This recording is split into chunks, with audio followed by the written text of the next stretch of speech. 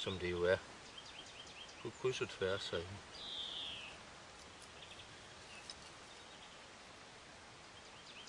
Det skal ligge sådan lige så stille, sådan så de dels kan bære hinanden, det, ligesom før, at det giver en passende blanding mellem, at der er næring til bålet, men der skal også være luft.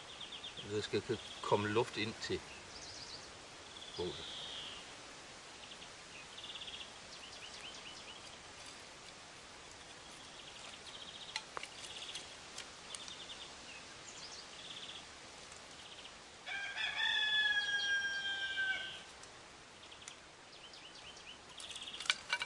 Som før skal vi kunne have hænderne inde ved bålet.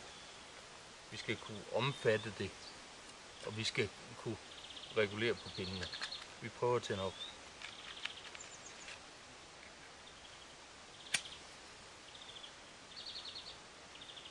Ned, under.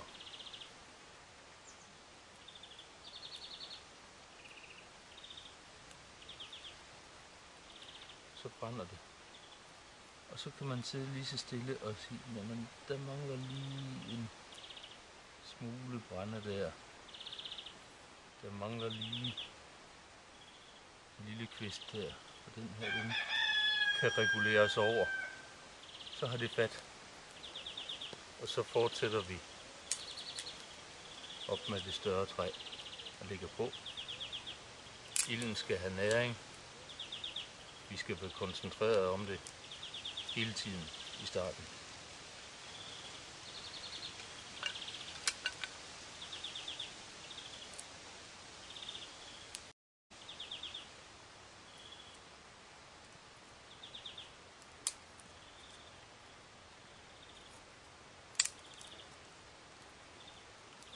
Der skal være luft, og der skal være brænde.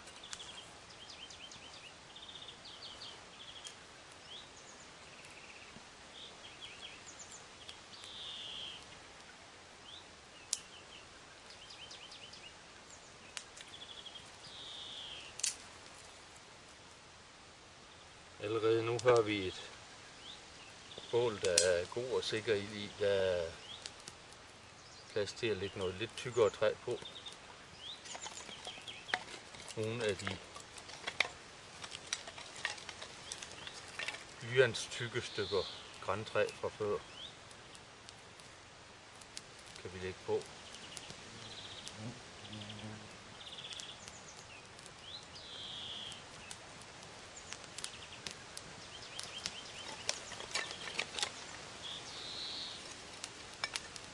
Vi kan stille og roligt bygge bålet op, til at vi allerede nu har et stabilt lille pyramidebål.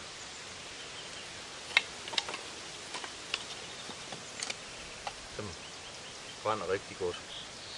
Læg for øvrigt mærke til, hvor lidt røg vi får ud af bålet på den her måde.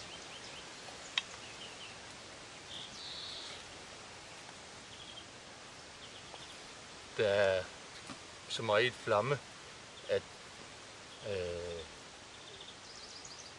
det holder røgen væk. Det brænder rent. Hvis vi starter med for meget stort træ, eller for vådt træ, så får vi røg, vi får ikke ild.